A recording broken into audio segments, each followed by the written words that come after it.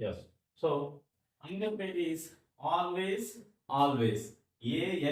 ALLWAYS మధ్యలో space ఉంటుంది. ALWYS ఇక్కడ స్పేస్ ఉండదు.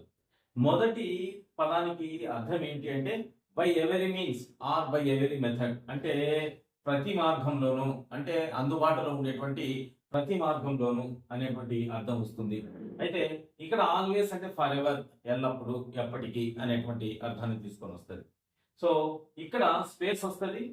ఏఎల్ తర్వాత ఇంకొక ఎల్ ఉంటుంది.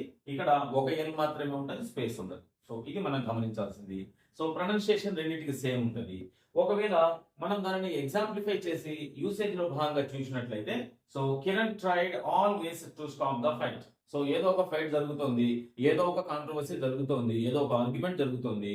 కిరణ్ ట్రైడ్ ఆల్వేస్, ఎన్ని మార్గాలు ఉంటే, ఎంత ప్రాబబిలిటీ ఉంటే, సో ఆ మార్గాలన్నింటినీ వెతికి ఆ ఫైట్ ని స్టాప్ చేయాలని ప్రయత్నం చేసినాడు అనేటువంటి అర్థంతో ఆల్వేస్. సో గమనించాల్సింది ఏంటి అంటే ఇక్కడ స్పేస్ ఉంటది, ఆ స్పేస్ ని మీరు జాగ్రత్తగా గమనించాలి. ప్రొనౌన్సియేషన్ సేమ్ ఉంటుంది అనమాట. త్రిషాలి ఆల్వేస్ రెస్పాండెడ్ కామ్లీ అంటే, so whenever I asked something to Trishali, so she responded calmly. So ఎప్పుడు నేను అడిగినా, సో ఫర్ ఎవర్, ఎప్పుడు అడిగినా కూడా సో ఆమె కామ్ గానే రెస్పాండ్ అవుతుంది అనేటువంటి ఒక చిన్న విషయాన్ని మనం ఈ విషయం ద్వారా, ఈ సెంటెన్స్ ద్వారా మనం రిప్రజెంట్ చేయవచ్చు. ఆల్వేస్, ఆల్వేస్ ఈ రెండింటికి సో మాక్సిమం డిఫరెన్స్ ఉంది యూసేజ్ లో, కానీ ప్రొనౌన్సియేషన్ లో సేమ్ ఉంటుంది, కానీ స్పెల్లింగ్ ప్యాటర్న్ లో కూడా డిఫరెన్షియేషన్ ఉంటుంది.